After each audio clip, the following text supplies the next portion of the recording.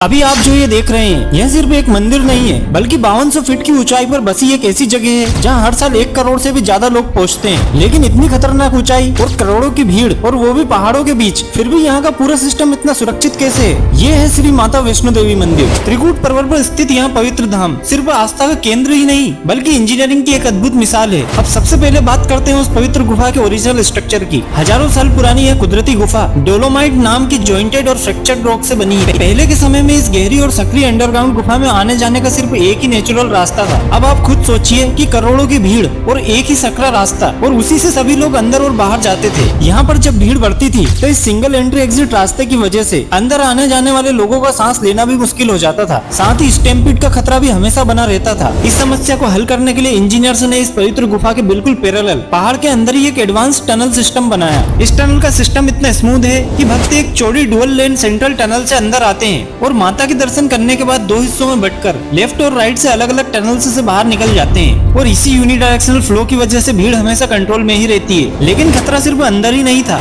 बल्कि पहाड़ के बाहर भी रिस्क मौजूद था। अब क्योंकि यह मंदिर main boundary thrust fault line पर स्थित है जहाँ पर पहाड़ काफी अनस्टेबल होते हैं और इन्हीं पहाड़ों के लैंडस्लाइड को रोकने के लिए मंदिर के रास्तों को स्विट्जरलैंड के हाई टेंसाइल स्टील मेश से कवर किया गया। स्विट्जरलैंड की यह स्टील इतनी मजबूत है कि यह 25 टन के पत्थरों को 90 किलोमीटर प्रति घंटे की स्पीड पर भी रोक सकती है। इन स्टील को 8 मीटर गहरे रॉक एंकर से पहाड़ों में लॉक किया गया है। 2022 की घटना के बाद यहाँ एक माता वैष्णो देवी स्काई वॉक भी बनाया गया है जो कि लगभग 250 मीटर लंबा और लगभग 20 फीट की ऊंचाई पर बना है। और ये स्काई वॉक स्टील और ग्लास का फ्लाईओवर है जो आने जाने वाले लोगों को पूरी तरह से अलग कर देता है। इसके अलावा हर एक यात्री के पास अपना अपना RFID कार्ड होता है जिससे कि यहाँ पर आए हर एक व्यक्ति की लोकेशन ट्रैक होती रहती है। और इसी RFID कार्ड के कारण अगर सिस्टम को लगता है कि भीड़ 500 से अधिक हो गई है तो ऑटोमेटिकली भीड़ को रोक दिया जाता है। और इस टेक्नोलॉजी की वजह से यहाँ पर भीड़ हमेशा कंट्रोल में ही रहती है। अब अगला सवाल ये आता है कि 5200 फीट की ऊंचाई पर पानी और खाना कैसे पहुंचता है? अब देखो यहाँ पर लगे हुए multi stage high pressure turbine pumps की मदद से रोजाना करीबन 3 लाख गैलन पानी ऊपर पहुंचाया जाता है। और सामान ढोने के लिए अब खच्चरों का उपयोग नहीं किया जाता बल्कि एक हेवी ड्यूटी मटेरियल रोपवे का इस्तेमाल होता है जो कि हर घंटे करीब 5000 किलो सामान ऊपर नीचे भेजता है। और वहीं भैरव घाटी तक जाने वाला स्विस पैसेंजर रोपवे 1 घंटे की चढ़ाई को सिर्फ 3 मिनट में ही पूरा कर देता है। अब आता है सबसे बड़ा चैलेंज जो कि वेस्ट मैनेजमेंट सिस्टम। यहाँ पर वेस्ट मैनेजमेंट करने के लिए एक MBBR रिएक्टर प्लांट भी लगाया गया है। इसमें प्लास्टिक के छोटे छोटे कैरियर्स होते हैं जिन पर स्पेशल बैक्टीरिया रहते हैं और ये बैक्टीरिया बहुत ही कम टेम्परेचर में एक्टिव रहकर सीवेज को साफ पानी में बदल देते हैं। और यहाँ से ट्रीट किया हुआ पानी ट्रैक को साफ करने और फायर हाइड्रेंट्स में इस्तेमाल होता है। इसी के साथ भगवान आपको और आपके परिवार को हमेशा खुश रखे। और कमेंट में हर हर महादेव लिखकर ये जरूर बताएं कि आप इस वीडियो को कहाँ से देख रहे हैं।